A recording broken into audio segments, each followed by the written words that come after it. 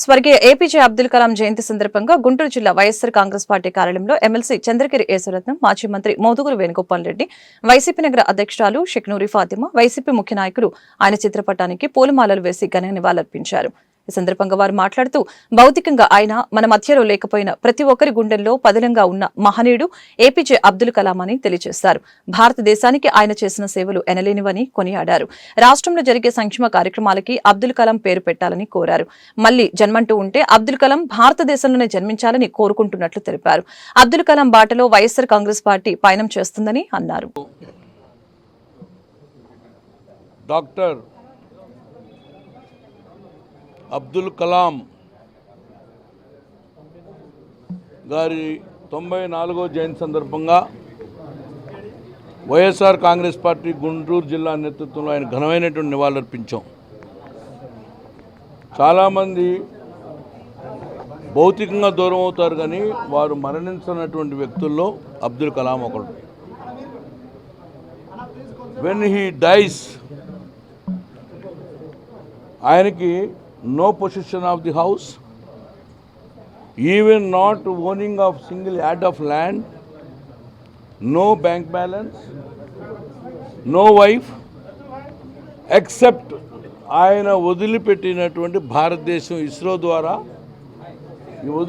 అనుసంధానం చేసినటువంటి రాకెట్లు తప్పితే ఆయన దేశానికి చాలా ఇచ్చాడు. ఒక వ్యక్తిత్వంలో కూడా సొంతంగా వాళ్ళ బ్రదర్స్ కూడా రాష్ట్రపతి భవన్కి వస్తే గెస్టులుగా వాళ్ళ ఖర్చులు కూడా ఆయన జేబులోంచి నించినటువంటి వ్యక్తి. ఒక రాష్ట్రపతి భవన్ నుంచి ఇంటికి వెళ్ళినటువంటి 2 ప్యాంట్లు 2 షర్ట్లు, ఆయనకి విదేశాల నుంచి ఇచ్చినటువంటి గిఫ్ట్లు కూడా అక్కడే వదిలిపెట్టి వెళ్ళిన వ్యక్తి. అందుకని నిజంగా నేనైతే ఒక భారతీయుడుగా మళ్ళీ ఆయన ఈ భారతదేశంలో జన్మించాలని చెప్పి అల్లాని భగవంతుని ప్రార్థిస్తాను. ఎందుకంటే గర్వపడేటువంటి ఏకత్వంలో భిన్నత్వం, ఈ భారతదేశం హిందూ దేశం అయినప్పుడు కూడా ఒక ముస్లిం డాక్టర్ అబ్దుల్ కలాం గారి జన్మదినోత్సవాన్ని పురస్కరించుకొని భారతదేశంలో మరి అత్యంత సామాన్య కుటుంబం నుంచి వచ్చిన వ్యక్తిని ఈ రోజున మనం ఈ విధంగా పండగలాగా చేసుకుంటున్నామంటే గర్వకారణం ఏంటంటే, ఈ రోజున ప్రపంచ పటంలో భారతదేశం సైన్యం కానీ, మన కాల్బలం కానీ, మన ఆయుధ బలం, ఈరోజు ఆయుధ బలం ఇంత పటిష్టంగా ఉంది, ఈ రోజున ప్రపంచాన్ని గడగడలాడిస్తుంది అంటే ఆ మహానుభావుడు ఇస్రో ద్వారా మనకి ఏదైతే ఇచ్చే రాకెట్లు ఇచ్చారో ఈ రోజు కూడా అవి చిరస్థాయిగా నిలిచిపోయే విధంగా ఉన్నాయి. మనమంతా ఇప్పుడు విద్యార్థి దశ నుంచే మరి ఒక ఆయన స్పీచెస్ని పాఠాలలాగా తీసేసుకున్నట్టయితే మరి ఎంతోమంది అబ్దుల్ కలాం వచ్చే అవకాశం ఉంది. కాబట్టి ఆ భగవంతుణ్ణి పెద్దలన్నట్టుగా ఆ భగవంతుని ప్రార్థిస్తున్నాం.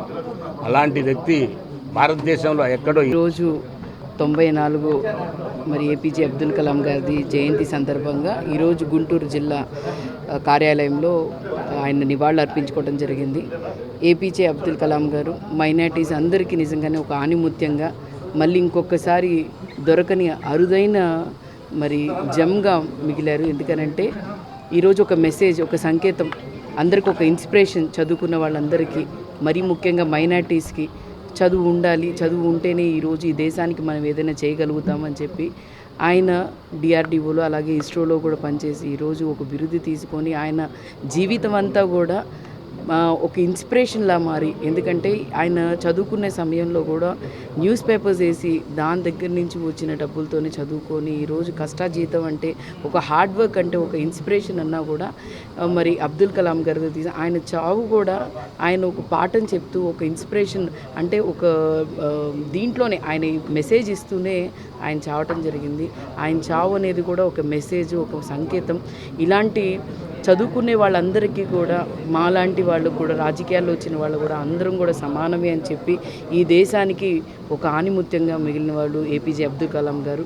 ఖచ్చితంగా ఆయన్ని మళ్ళీ మేము గర్వించాలన్నా చేయాలన్నా కూడా మోదుగులు గారు చెప్పినట్టు ఆయన పేరుని ఎక్కడైనా కూడా మా గుంటూరు జిల్లాలో మరీ ముఖ్యంగా